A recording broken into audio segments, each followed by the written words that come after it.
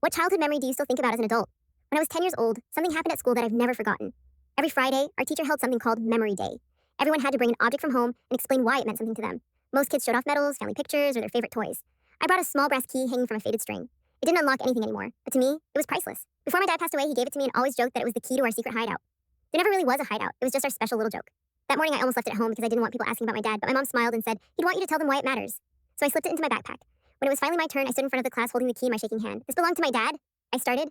Before I could finish, someone in the back laughed. So? It's just a useless old key? A few other kids chuckled. Then my teacher took the key from my hand, looked at it for a second, and said, this isn't really the kind of thing we were supposed to bring. It's just an old piece of metal. She placed it on her desk and called the next student. I stood there completely frozen. The rest of the morning, all I could do was stare at that key sitting on her desk. Just before lunch, the classroom door opened. It was my mom. She had stopped by to surprise me with lunch because it was my dad's birthday. The second she saw my face, she knew something was wrong. Then she noticed I wasn't wearing the key. Where's your necklace? She asked. Before I could answer, my teacher pointed at her desk. I put it there. It was becoming a distraction. My mom quietly walked over, picked up the key, and held it gently. She looked at the teacher and asked, do you know what this really is? The teacher shrugged. It's an old key. My mom shook her head. No. It's the last gift my husband ever gave our daughter. The room went completely silent. She turned toward the class. When her father was dying, he couldn't afford expensive presents. So he gave her this key and told her that wherever life took her, she'd always have the key that led back to his love. Nobody laughed anymore. Every kid looked down at their desk. Even the boy who made the joke couldn't look at me. The teacher's expression completely changed. I'm so sorry, she whispered. My mom nodded.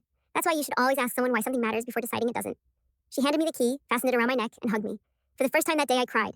Not because I felt embarrassed, but because someone reminded me that memories are worth defending. Later, the teacher apologized in front of the entire class. From that day on, she never asked students, what did you bring?